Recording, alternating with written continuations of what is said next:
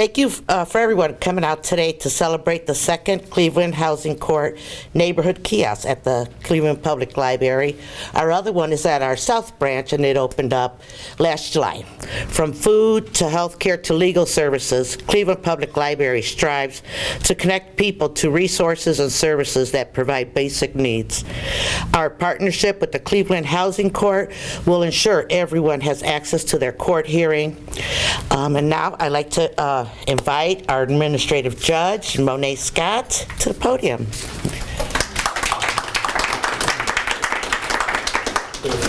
Good morning, everyone. Good morning.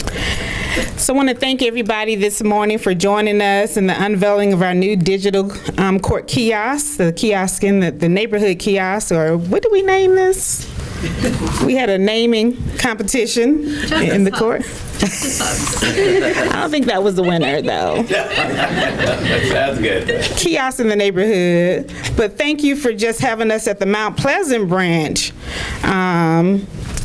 This is a beautiful branch, and I think this is newly renovated, if I'm not mistaken. I love the privacy rooms. We came out here a couple of weeks ago to take a peek at how this looks. It was phenomenal. So I want to start by thanking my staff first. My IT chief, Anthony Crespo. Where is he? Our newest addition to our IT department, project coordinator, Roosevelt Coates. Definitely my court administrator, can't do this without her, Samantha Coleman. My chief bailiff, Yusuf Russell. Deputy chief bailiff, Shannon Devine, and all of my bailiff that's here today, including my bailiff supervisor, Brock Wade. And then also my chief housing specialist who goes out and kind of leads those community resource projects, Mary Barnwell. My chief social worker, Valentina Pass. And then today, my chief magistrate is out celebrating her birthday on vacation. So I do have my deputy chief, magistrate, Tamala Womack, that's present today. But I also couldn't do this without the partnership of the Cleveland Public Library with Director Felton Thomas and his executive team. I especially want to thank Kelly Woodward and Giovanni for helping bring this together. And also thank Mount Pleasant's branch manager, Shayla Boyce, and the IT team of the Cleveland Public Library that really helped my team put this Zoom kiosk in this branch. City council members, Councilman Bishop, who's not here, but it's my understanding he's probably doing some ripping and running that we all have to do as public servants and is in a committee meeting. Should be here soon, yes. But also Councilwoman Deborah Gray for Ward 4 representing. This branch is in a very particular place, and it's kind of at a 5-point intersection. So it also involves Ward 1, Joseph Jones, councilman, and also because it sits on Kinsman or off Kinsman, we probably will have some of Councilman Richard Starr's constituents also use this branch. I understand the digital divide, and I understood that as a fair housing administrator for the city of Cleveland for 5 years, that it was a heavy disconnect of people not being able to have access to Wi-Fi or having access to laptops or cellular devices. But unfortunately, when the pandemic hit and the Ohio Supreme Court asked us to turn our courts virtually, I knew there was going to be a serious problem. And in knowing that, I knew that housing was going to be one of the most profound things that was going to be sacrificed during this pandemic. When the governor did a mandatory stay-at-home order, I also knew that that was going to impact housing. So how do we deal with housing? The rampant evictions that were taking place in 2019 when I was campaigning, the evictions that we were still dealing with in the top of 2020, and the evictions that were mandated to be stayed during the pandemic. How are people's voices going to be heard? How are we going to deal with people not being able to go to work and stay at home during the pandemic?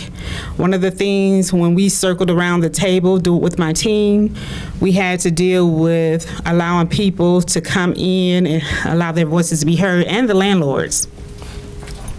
I immediately thought of, we got to have a kiosk. We got to have a Zoom kiosk. We got to figure out a way to have a sanitized area, and they have to have access into the Justice Center.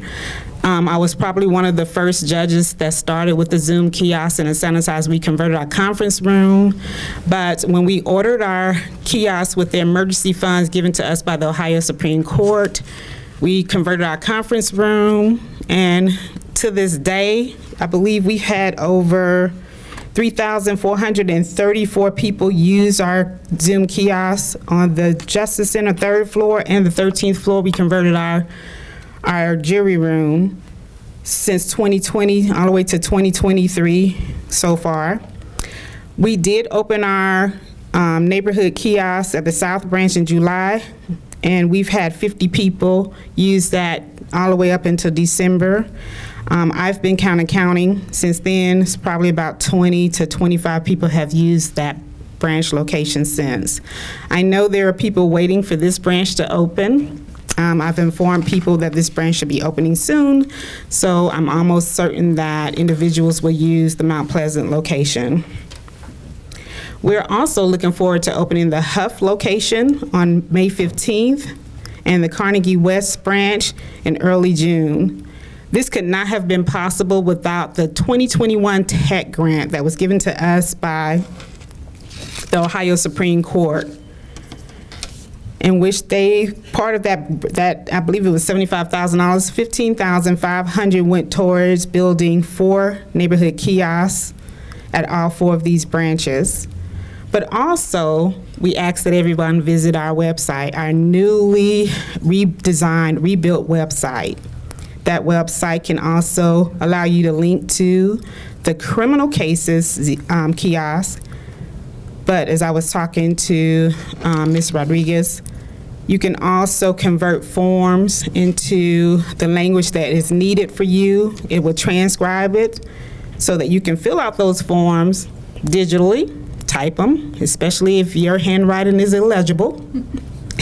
And it'll convert back to English, and you can print it out, or you can save it on a jump drive and have someone else print it out for you. But we just want to say that everyone deserves their day in court. Everyone deserves their voice to be heard. And so we invite the community, and we invite those attorneys that also struggle with virtual kiosks or virtual hearings to come down to the Mount Pleasant branch and join Cleveland Housing Court for their virtual hearings. Thank you.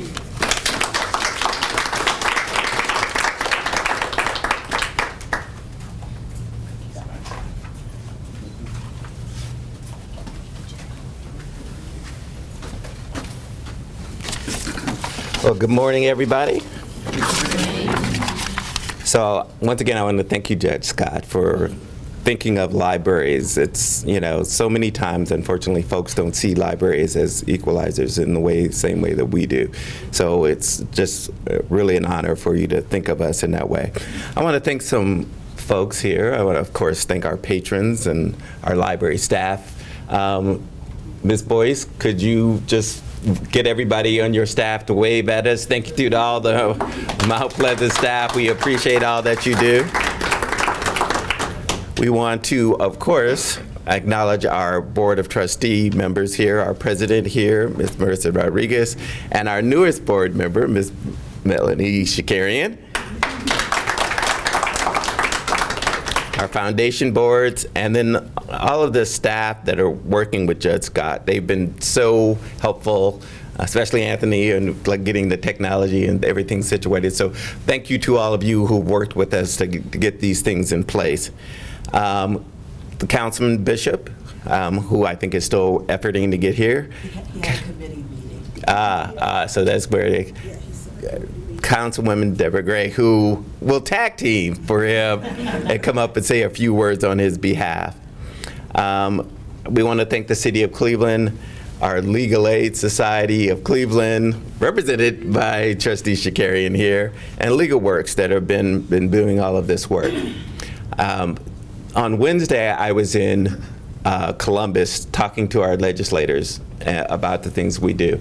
And this idea, what we do as far as bringing digital equity through the courts to our community was one of the things that I mentioned to some of the legislators. And they were surprised, as they often are, about what libraries do, right? After I've said and talked to them over 14 years about all the different things libraries do, they're always surprised at the new things that we do. But they really thought this idea was wonderful. And I talked to them about when they think of libraries and they are happy that we're providing computers for everyone, that's access. But true digital equity is making sure that folks don't have to go all the way downtown to be able to work through their issues like housing and other things that are there. So thank you, Judge Scott, for really thinking of us and all of this work. And so now, Councilwoman Gray, coming in the bit of being tagged in like she was at wrestling to take on this on Councilwoman Bishop's behalf. Thank you so much for saying a few words. Thank you, Director Felton. Great to see you. And yes, I want to thank Judge Monique Scott for inviting me here. Inviting me here to represent our awards 1, 2, 4, and 5 for this kiosk coming to Mount Pleasant neighborhood. So I just want to I'm very appreciative, and the constituents of those wards, will also, be appreciative as well. So thank you.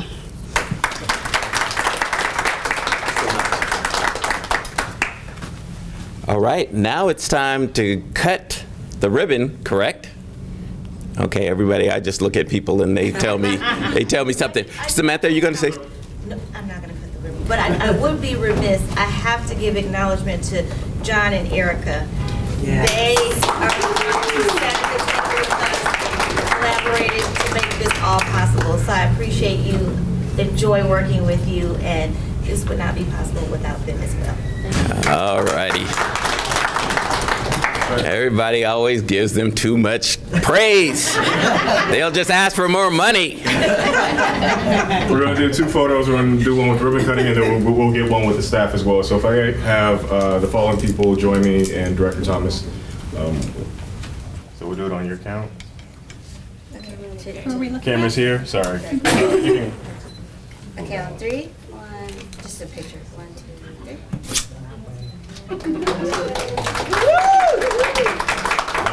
And if we can get the Mount Pleasant staff to join us, you're part of this too.